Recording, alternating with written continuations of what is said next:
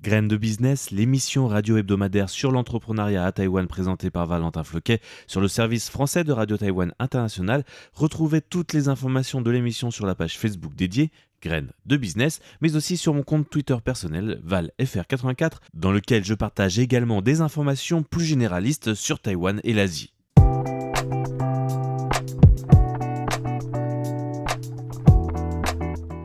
Le magazine des jeunes entreprises à Taïwan, Graines de business.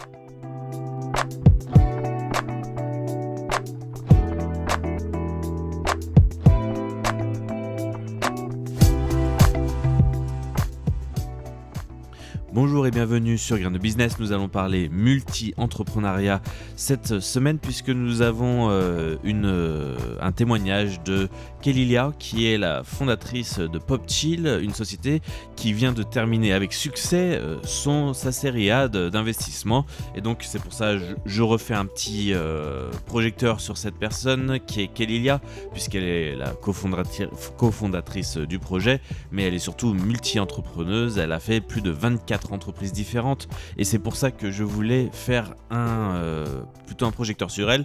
Et aujourd'hui nous n'allons peut-être pas parler beaucoup d'elle, mais nous allons surtout parler de son projet actuel, de PopChill, et nous allons présenter un petit peu le concept avant de commencer à partager son témoignage sur son expérience d'entrepreneuse qui date à peu près d'il y a un an, que j'ai repris d'un média taïwanais qui s'appelle Sunrise Medium, et donc à travers lequel je vous partage ce témoignage. Je vous remercie donc de suivre Graines de business. Tout de suite, nous allons présenter donc PopChill et nous allons parler un petit peu de l'actualité de PopChill, puisque nous allons aller plus dans le détail dans la présentation de la réussite de leur levée de fonds de niveau A, la première levée de fonds après ce qu'on appelle la levée seed. Je vous reparle de tout ça dans le détail. Je vous dis à tout de suite et c'est parti.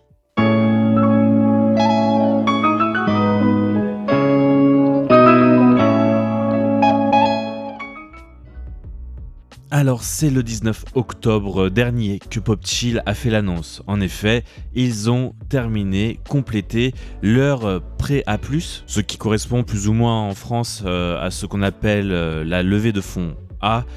Cette première lettre de l'alphabet suit la première levée de fonds pour l'investissement dans le projet, et là on est donc dans une phase d'internationalisation du projet, d'expansion vers d'autres pays en général, ou alors une expansion rapide vers un marché particulier. Donc pour rappel, donc PopChill a réussi cette étape avec un investissement particulier pour cette étape de 1,9 million de dollars américains.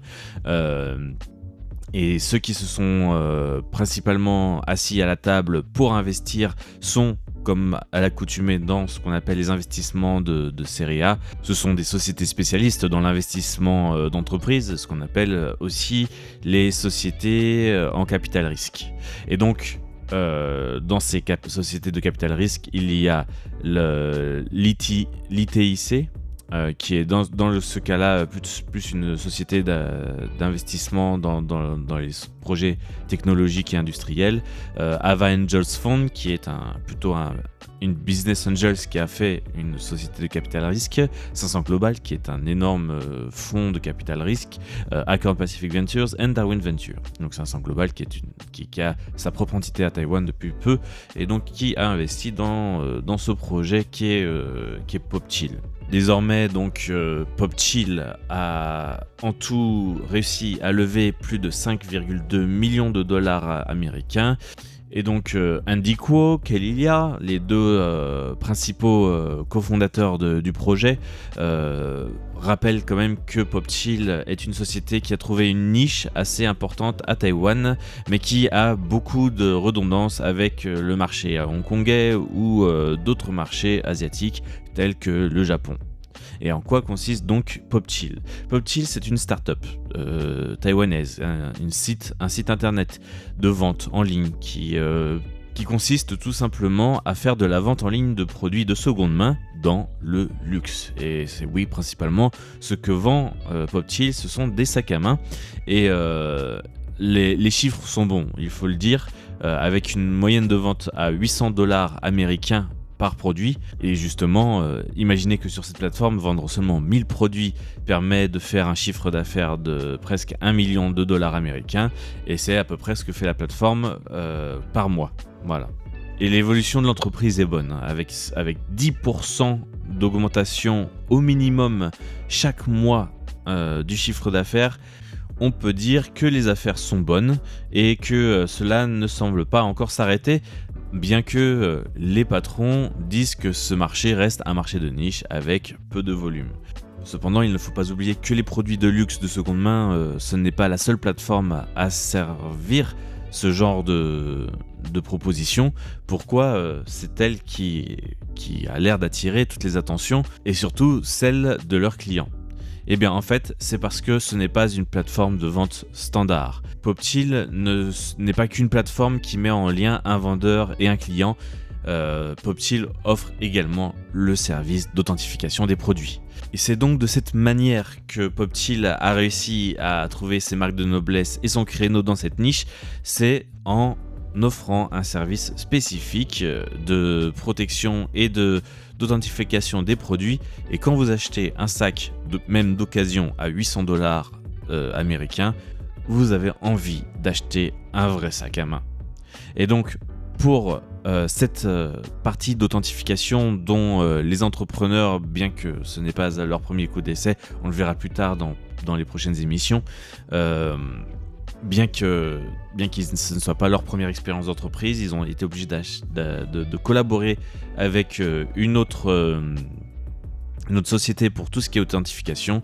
Et donc pour développer ce genre de plateforme, Popchill a décidé d'avoir recours à la société Entrupti, qui est spécialisée dans les systèmes d'autorisation et d'authentification par intelligence artificielle.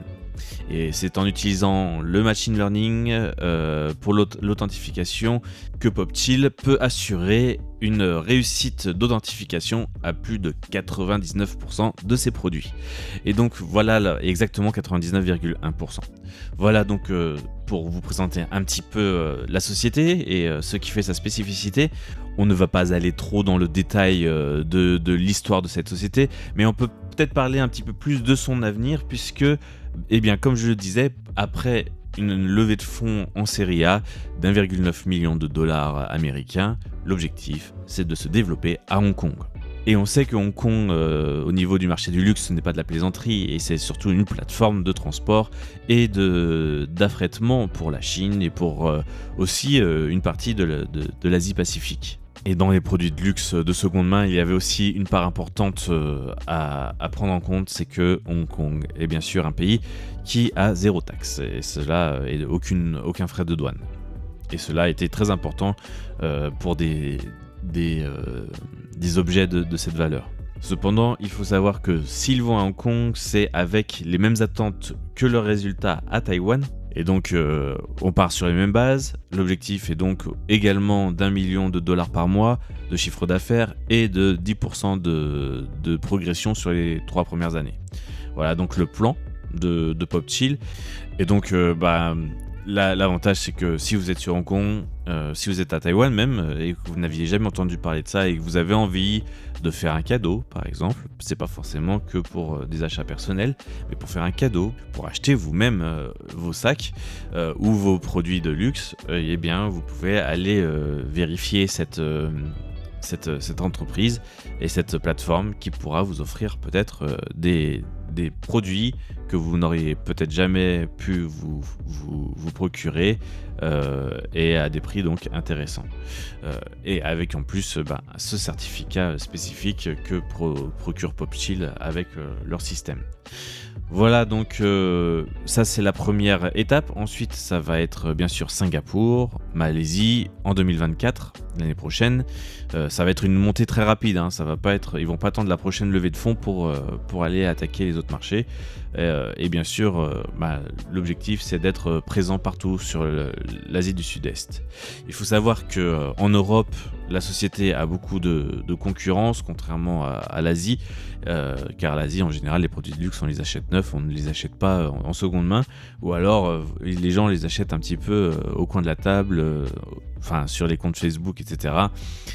Voilà, un petit peu en catimini, sans vraiment vouloir avoir de relations officielles avec leur site sur lesquels ils achètent. Donc cela fait que voilà, ça c'est pas très développé encore les plateformes professionnelles de solutions de vente de produits de luxe en seconde main.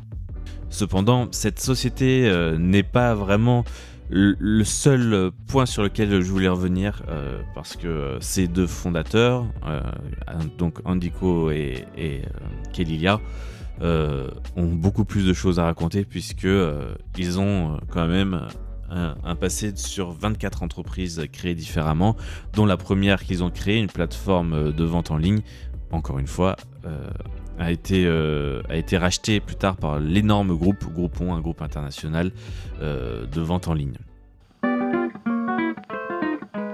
Donc voilà pour le petit résumé sur Popchill. On a essayé de comprendre à peu près la société, on a essayé de voir où elle en était maintenant et un peu ses objectifs futurs. Maintenant, nous allons parler dès la semaine prochaine de l'entreprise en elle-même et des différents projets de Kelly Lia qui sont énormes, avec un témoignage qui date de l'année dernière, et j'espère qu'il vous plaira. Rendez-vous la semaine prochaine pour un nouvel épisode de Grain de Business. Je vous remercie, c'était Valentin Floquet pour Radio Taïwan International. Excellente journée à tous.